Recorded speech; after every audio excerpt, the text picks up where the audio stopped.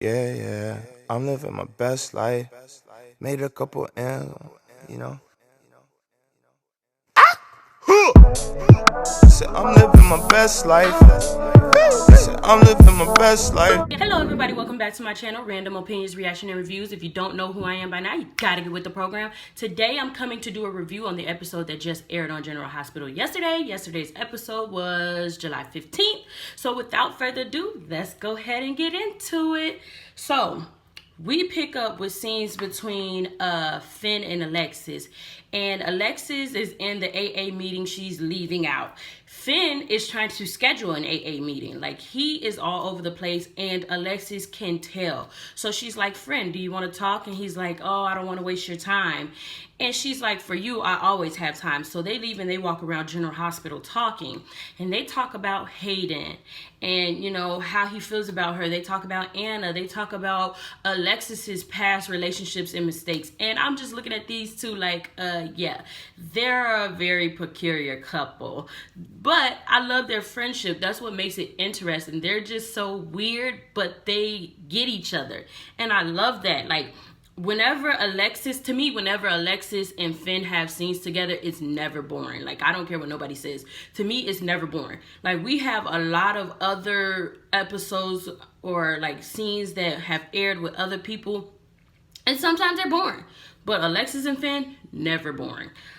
So I enjoyed those scenes thoroughly today. You know, Alexis, she's trying to give advice to Finn, and then somehow she gets on to rambling about her therapist. I'm like,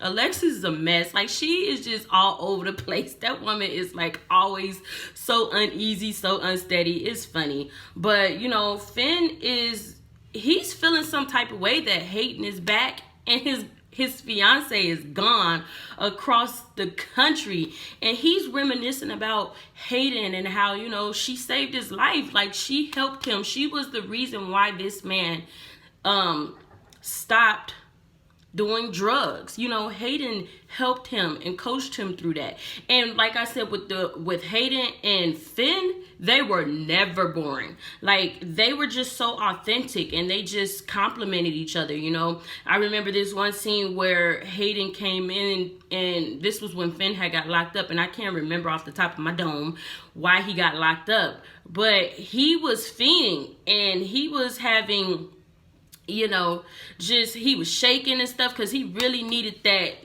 that drug or whatever he was taking. And Hayden was like, oh, you need the drug? So she went to his apartment, remember, you guys, and got the drug for him and smuggled it into the PCPD. Like, they just compliment each other. Like, I'm ready for these two to see what happens between these two, because I'm ready for a storyline. I'm so happy that my girl is back. I keep saying that, and I'm just going to continue to say that. I'm happy she is back.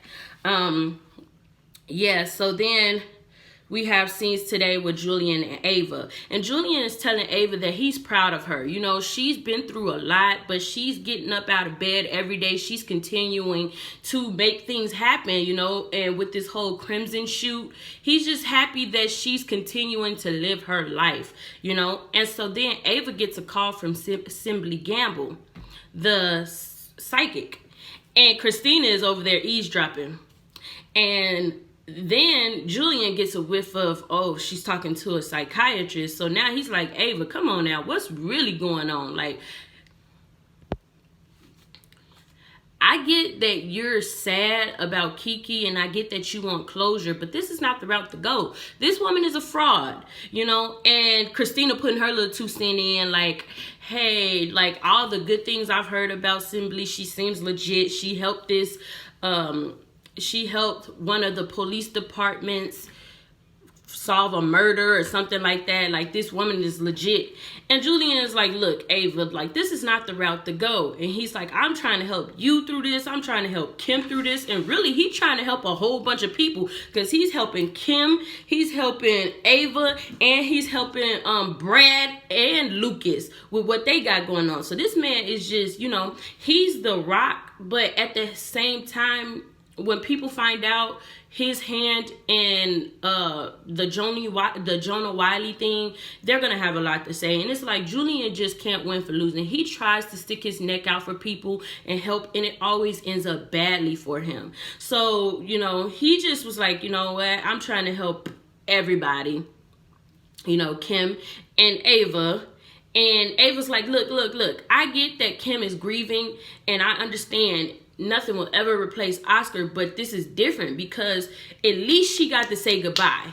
At least she got to watch her child leave, and she knew she was on good terms with her child. For me, it's different. My child left this earth, and I didn't know. We were on bad terms. I don't know if she ever forgave me. I need closure, you know? And Julian's just telling her, look, this is not the way to go. So she doesn't want to hear it no more. She leaves. And while she's leaving, she runs into Alexis. And Alexis basically, you know, is saying, you know, she wishes her luck on the whole Crimson endeavor. And, you know, wishes her well. And so then Ava leaves. And then Alexis hugs Kristina. And I'm just thinking, this was a beautiful hug. This was a very beautiful hug. Like, it was so passionate and loving. Like, I know. And Kristina's like, what did I do to deserve this? And, excuse me. And Alexis is like, look, you're my daughter. I love you, you know. And I was just thinking, you guys, how close is too close when it comes to a parent? Because I just seen on Facebook where, I don't know if you guys know who Tyrese is, but he's an R&B singer. And he recently took this picture with his daughter, and people were saying that it was inappropriate. They were also trying to sexualize it. I just don't know. Let me know in the comments below, how close as a parent should you get to your child? Is it okay to wrap your arms around your child? Just because today's society, they always have so much criticism on a parent, especially a father, with their child and how they interact with, you know, it's just crazy. So let me know. I definitely want to know that, because look, I kiss my daughter on the lips and people say that's wrong.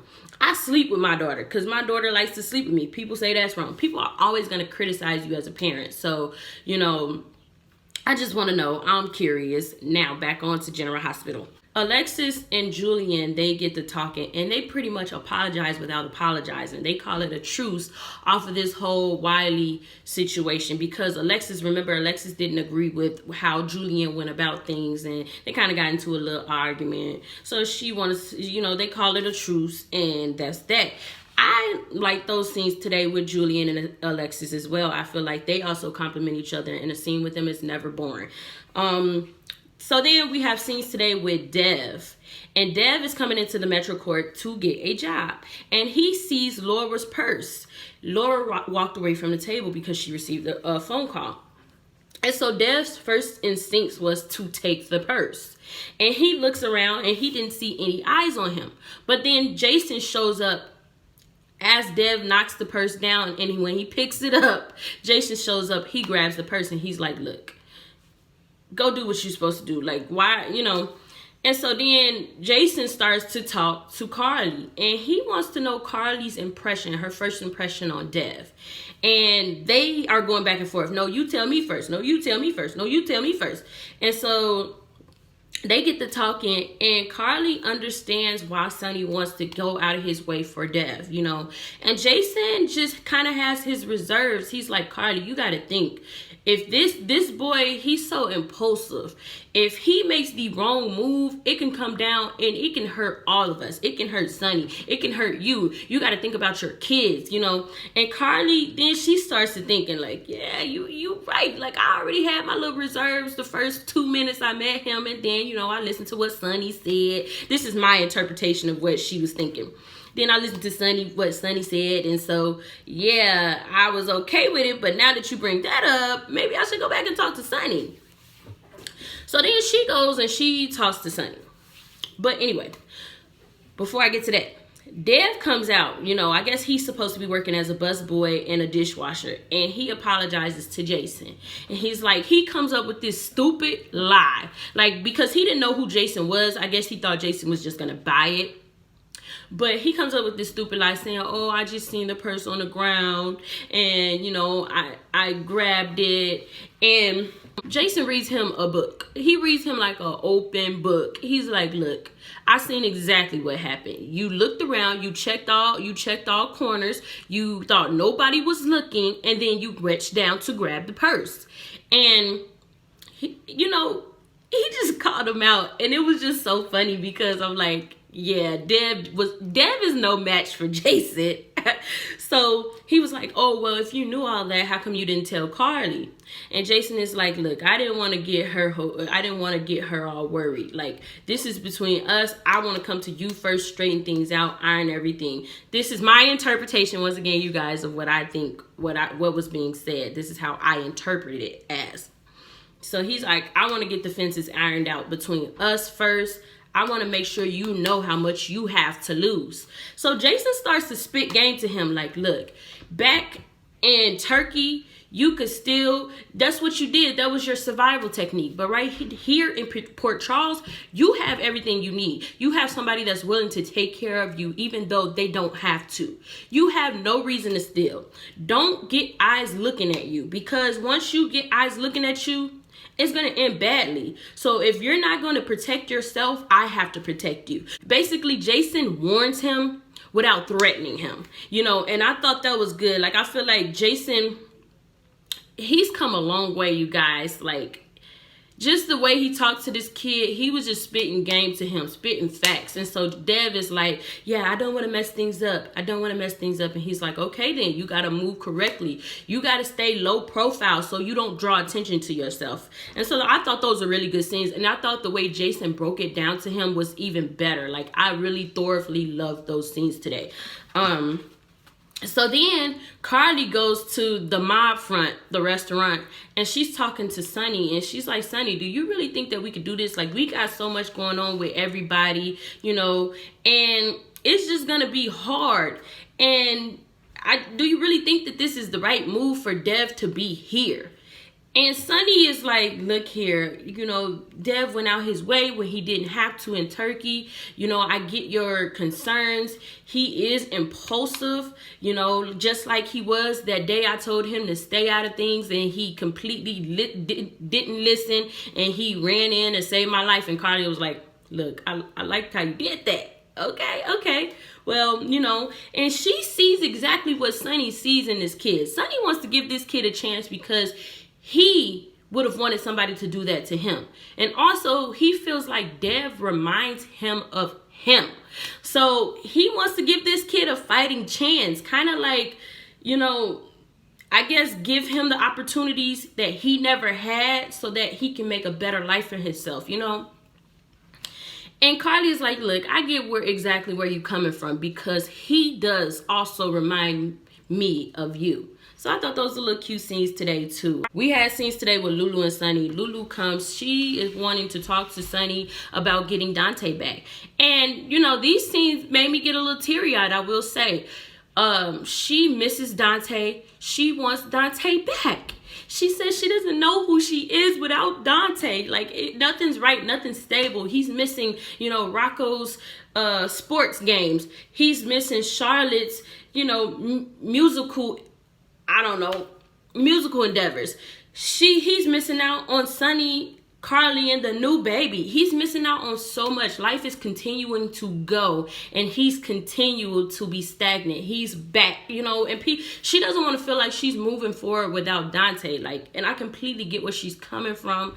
You know, I don't know where the writers are going to go with this, but on to the scene that was the most shocking from last week to me.